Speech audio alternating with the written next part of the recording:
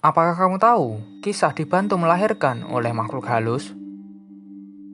Rumah sakit Mardi Waluyo yang berada di Jalan Kalimantan, Sanan Wetan, Kecamatan Sanan Wetan, Kota Blitar, Jawa Timur, dikenal angker dan menyimpan cerita mistis. Rumah sakit Mardi Waluyo telah tutup pada tahun 2010 dan memberikan segudang cerita misteri menurut desas-desus warga Blitar.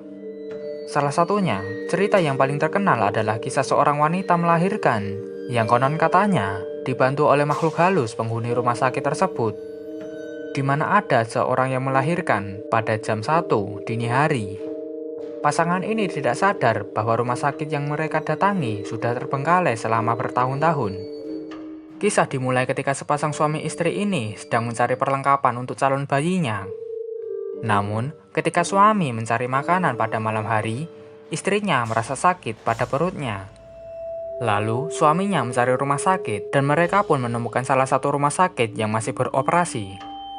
Mereka datang disambut oleh suster. Namun, tidak banyak komunikasi, hanya sekedar menunjukkan ruang operasinya untuk melakukan persalinan.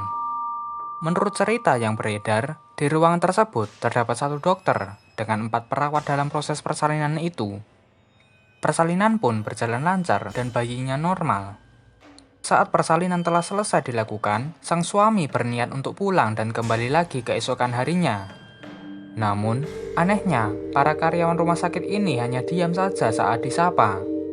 Keesokan harinya ketika suaminya kembali ke rumah sakit, tidak terlihat adanya kendaraan dan rumah sakit kosong, tidak ada aktivitas seperti kemarin. Pada kejadian ini membuatnya sadar bahwa rumah sakit itu, tempat istrinya bersalin, sudah tidak terpakai selama bertahun-tahun. Ia langsung bergegas mencari istrinya. Dan hal yang membuatnya kaget adalah ketika menemukan istrinya berada di kamar mayat dalam keadaan sehat dengan bayinya.